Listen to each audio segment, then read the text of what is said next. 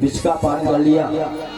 पुनः मंथन हुआ तो अब कामधेनु गाय प्रकट हुई, गैया मैया प्रकट हुई कामधेनु जी। और कामधेनु जी के पश्चात जब मंथन हुआ तो लक्ष्मी मैया प्रकट हुई।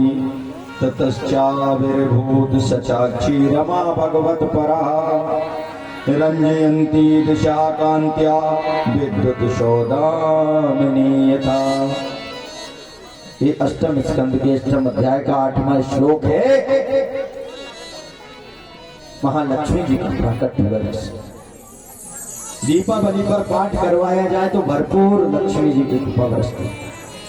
महाराज लक्ष्मी जी जब प्रकट हुई, अब पहले कौन प्रकट हुआ? गौ माता। समुद्र मंथन से ही कामधेनु जी गाय और उसके पश्चात हुई लक्ष्मी जी, अर्थात गौ माता लक्ष्मी जी की कौन हुई? छोटी बहन या बड़ी? बड़ी बहन। और इसीलिए नियम है जिन्हें लक्ष्मी जी की कृपा चाहिए वो गौ माता की सेवा करें। यदि आप गौ माता की सेवा नहीं करेंगे, अब आप किसी की बड़ी बहन को डांटो,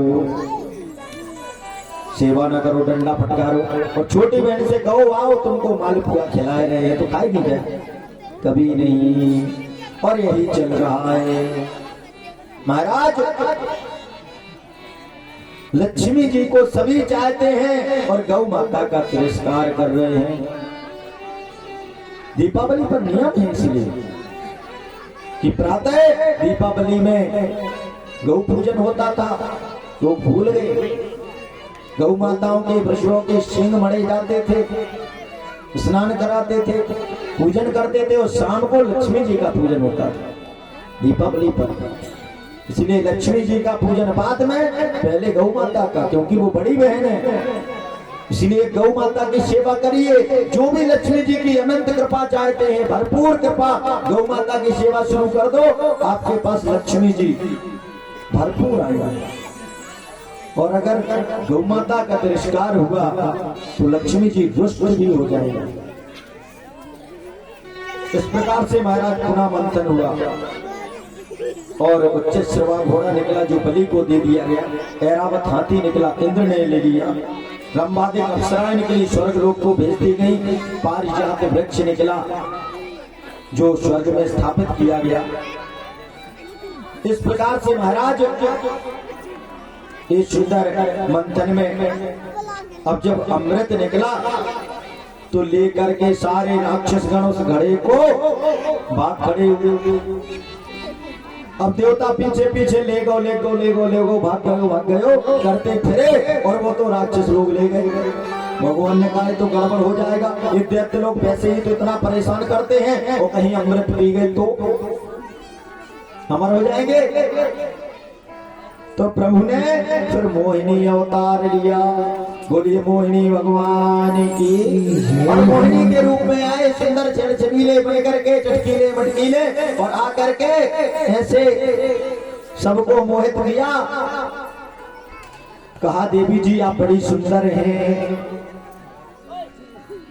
तो कहा आप लोग झगड़ क्यों रहे हैं? बोले कुछ नहीं, ये जो आ रहे हैं हमारे परिवार के भैया लोग हैं, हम अमृत लेके आए हैं। और राक्षस आपस में झगड़ रहे थे। देवी जी ने कहा तो बोले आप चाहो तो आप पिला दो हम लोगों को। देवी जी ने कहा अरे हम अनजान है और हम पर इतना भरोसा। बोले नहीं हमको है। बोले ठीक है, पर बाद में नहीं कहना। और वो अमृत बोले तो सभी लोग लाइन लगा के बैठ जाओ। तब तक देवता लोग दौड़ते दौड़ते उधर आ गए। देवता आए तो बोले भाई ठीक है, इधर ये लोग बैठ गए, इधर लाइन में आप भी बैठ जाओ। तो एक तरफ पंक्ति देवताओं की बनवा दी और एक तरफ दैत्यों की, जिसमें स्वर भानु नाम का एक दैत्य बड़ा चतुर था। उसने कहा देवताओं को इधर बैठाए, उस बीच में जाकर के सूर्य भगवान और चंद्र भगवान के बीच में बैठ गया। अब महाराज ऐसा प्रभाव किया हमारी मोहिनी भगवान ने कि 2 अमृत कलश लिए, उन्हें पता ही न चले, और इधर इनको पिलाने लगे पानी पानी ऊपर ऊपर से, और अमृत देवताओं को पिलाने लगे। और जैसे ही स्वर भानु ने अमृत लिया और घटक ठीक गया कि तब तक इशारा किया, रे ये तो दैत्य बैठा है देवताओं के बीच में। सुदर्शन चक्र से तुरंत श्री हरि ने 2 गर्दन भाग कर दिए। लेकिन महाराज जब तक तो अमृत घटक चुका था तो 2 टुकड़े हो गए, लेकिन सूर्य और चंद्र के बीच में था तो उनको जब से लेके अभी तक सूर्य ग्रहण चंद्र ग्रहण के रूप में परेशान करने लगा। और इस प्रकार से महाराज इस समुद्र मंथन का सुंदर यह हुआ। बाद में सभी देवताओं ने चढ़ाई कर दी। जब अमृत पी लिया तो सारे दैत्यों को मार डाला, सारे राक्षस मारे गए। मृत संजीवनी विद्या से शुक्राचार्य जी ने उन्हें पुनर्जीवित कर दिया।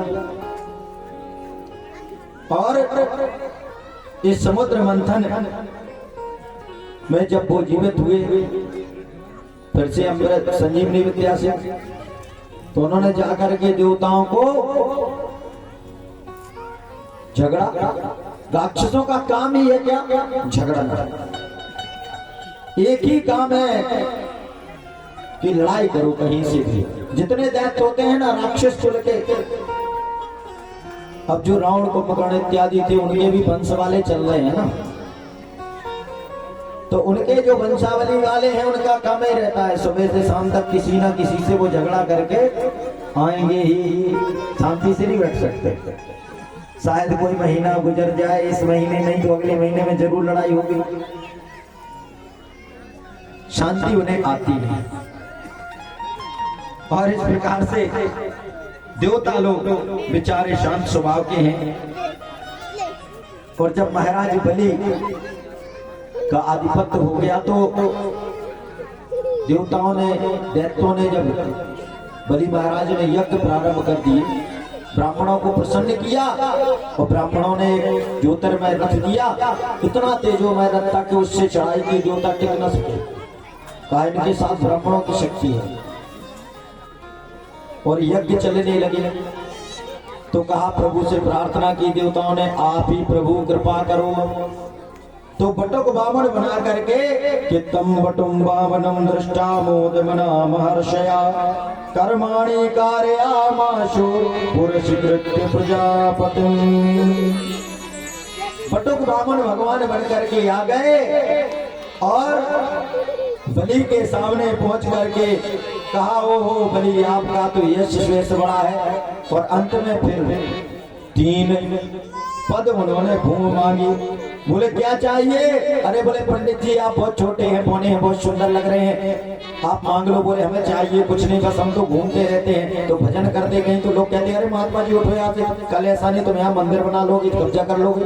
तो बोले हमें लोग बाधा करते हैं। बोले नहीं महाराज बहुत छोटे टिकने टिकने वो लगता है, ऐसा नहीं, आपके बराबर की कोई पंडितानी ना मिली हो तो कहो तो कन्या ला करके विवाह करा दें, मांग लो। बोले नहीं कुछ नहीं चाहिए, बस चाहो तो आप 3 पग भूमि दे दो बस। अरे बोले पंडित आप जैसे छोटे हो वैसे ही आपकी बुद्धि छोटी है, आप 3 पग नहीं, चाहो तो थोड़ा पैर, बलि ने स्वयं कहा चाहो तो थोड़ा पैर बढ़ा के ले लेना, 3 पग भूमि नहीं। बोले संकल्प लो। अरे बोले 3 पग में क्या संकल्प लेना? बोले नहीं पक्का ब्राह्मण हूं, जो कुछ लूंगा संकल्प के साथ लूंगा। तो बोले ठीक है 3 पग ले लेना, थोड़ा सा पैर फैला के भी ले लेना। ये बलि ने स्वयं कहा थोड़ा पैर बढ़ा लेना। बोले ठीक है तो फिर बढ़ा लेंगे। और इसलिए फिर पैर बढ़ाया प्रभु ने। और हमारा 3 पग भूमि का पदानी 3 देतेन्द्र सम्मितानी पदा मम। बस 3 पग भूमि दे दो राजन। और 1 पग में महाराज इधर से लेके ऊपर तक और दूसरे पग में नीचे पाताल लोक तक, 2 पग में सब कुछ नाप लिया। अब तो महाराज कुछ बचे नहीं। बलि बोले हे प्रभु। उधर जब बलि देने को तैयार थे, देने लगे, शुक्राचार्य जी आगे बोले बलि जानते हुए कौन है? बोले महाराज बामन है। बोले नहीं बामन है ना त्रेपन है, ये छलिया विष्णु है, मत दो। बोले महाराज जल तो ले लिया, अब संकल्प ले लिया, कह दिया, वचन दे दिया। अरे बोले मत दो, तो नहीं देना। बोले गुरु आपने सिखाया कि वचन कर दो, अगर मन में संकल्प आ जाए कि दान करना तो करना, फिर पलटना नहीं चाहिए। अरे बोले नहीं गुरु जी। और नहीं माने, बलि करने लगे। तो कहते हैं पुराणांतर्गत कथा आती है कि जैसे जल लेने को हुए तो उस पात्र में शुक्राचार्य जी उस नली में घुस गए, जो लोटा था उसका टोटीदार, उसमें घुस गए अंदर। तो बटुक बामन भगवान ने कहा, बोले हम बता रहे बहुत पुराना हो गया तुम्हारा लोटा, इसलिए जंग लग गया होगा, पोशाक उठाया और बोले अभिशाप किए देते हो, मदर से फेंक के मारा। शुक्राचार्य जी की ये कहा, गोविंदाय नमो नमः। शुक्राचार्य जी भागे, बोले बेकार में कोई दे रहा कोई ले रहा, हम बीच के बीच अपने। ये होता है, एक व्यक्ति दान करे, दूसरा वाला अरे इतना क्यों कर रहे हो? अरे भैया कोई कर रहा, उसका हृदय बोल रहा, तुम क्यों शुक्राचार्य बन रहे हो बीच में? अच्छे कार्यों में लोग बहुत लोग विघ्न बन जाते हैं। महाराज तीसरा पग बलि ने कहा, महाराज दान बढ़ाया दानी, बोले दानी, तो बोले तीसरा पग एक सिर हाजिर है, झुका दिया, सिर पर रखा, आशीर्वाद दे दिया, प्रसन्न हो गया, बोले वरदान मांग लो, और सुतल लोक का राजा बना दिया। बोले प्रभु आपका इतना सुंदर रूप है, आपके ही दर्शन चाहते हैं, सदा आप दर्शन में रहो। बोले जय हो। बोले पहरेदार बने जा रहे, पहरेदार बन गए। फिर बाद में तीनों देव ने, ब्रह्मा विष्णु महेश ने चार महीने की ड्यूटी कर ली। इसलिए 4 महीने के लिए देवशयनी एकादशी से लेकर देवोत्थान एकादशी तक नारायण भगवान पहरेदारी में रहते हैं। और जब भगवान चले जाते हैं तो हमारे यहाँ सारे बाजे गाजे विवाह इत्यादि ठप्पू। जब नारायण भगवान ही नहीं है तो किसका कैसे विवाह होगा बिना उनके? और जैसे ये देवोत्थान एकादशी आती है महाराज, अभी दीपावली के बाद आई, तो उसी दिन से धूम धड़ाका शुरू हो जाता है। तो इस प्रकार से महाराज सुंदर समुद्र मंथन हुआ और बलि में बटुक बामन जी का प्राकट हुआ। बोलिए बामन भगवान की।